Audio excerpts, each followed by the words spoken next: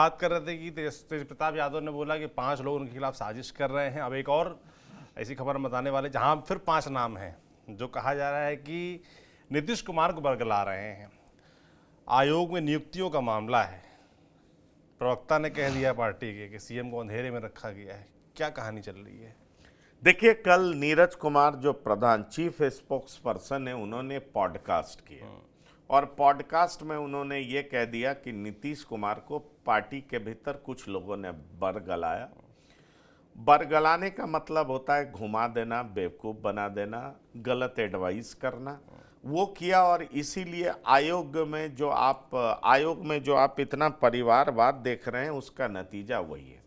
दरअसल मैं आपको एक अंदर की बात बताना चाहूँगा। मुझे जानकारी मिली है कि जब आयोग के इन सदस्यों का नाम लिया गया तो जेडीयू के 8-9 नेता नाराज हुए और नीतीश कुमार से मिलने पहुंच गए। पर नीतीश कुमार मिले, पर इस पर इन्होंने कुछ बात करनी चाहिए भी, तो नीतीश कुमार ने उसमें दिलचस्पी बहुत नहीं दिखाई और समय नहीं दिया मिलने का, उतना समय नहीं दिया। अब आप ये समझिए कि दरअसल नीतीश कुमार के मानसिक स्वास्थ्य को लेकर के, शारीरिक स्वास्थ्य को लेकर के सवाल तो उठ रहे हैं। अब कई लोग ऑफ द रिकॉर्ड कह रहे हैं कि अरे नीतीश बाबू कुछ समझ ही नहीं रहे हैं, इसलिए उनको जो बरगला दे रहा है वो बरगला जा रहे हैं।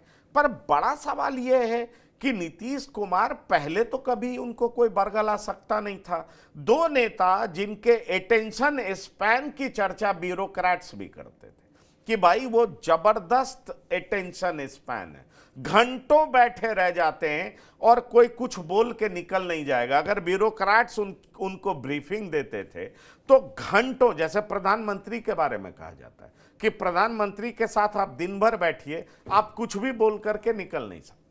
उसी तरीके से नीतीश कुमार के बारे में कहा जाता है कि आप उनके साथ जब वो बिल्कुल एक्टिव थे तो आप उनसे कुछ बोल करके निकल नहीं सकते हैं। मतलब वो आपसे हर बात पे सवाल जवाब करेंगे और जब तक कन्विंस नहीं होंगे वो आगे बढ़ेंगे ही नहीं। अब सवाल यह है कि अब क्या नीतीश कुमार की वाकई वैसी अवस्था हो गई है कि ये 4-5 नेता बरगला देते हैं?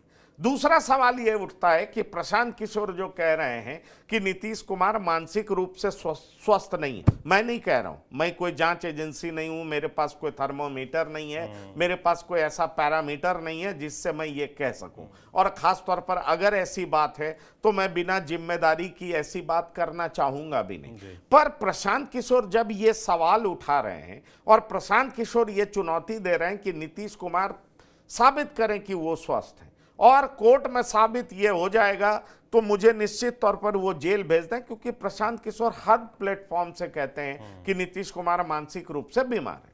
अब जब नीतीश कुमार की राजनीति को जो लोग समझते हैं और आप उनसे बात करिएगा, मैं भी लंबे समय से नीतीश कुमार की राजनीति को देख रहा हूं, तो यह बात तो तय है कि नीतीश को बरगलाना, भटकाना, गलत सुझाव दे देना आसान नहीं होता और नीतीश कुमार ऐसे लोग को छोड़ते भी नहीं।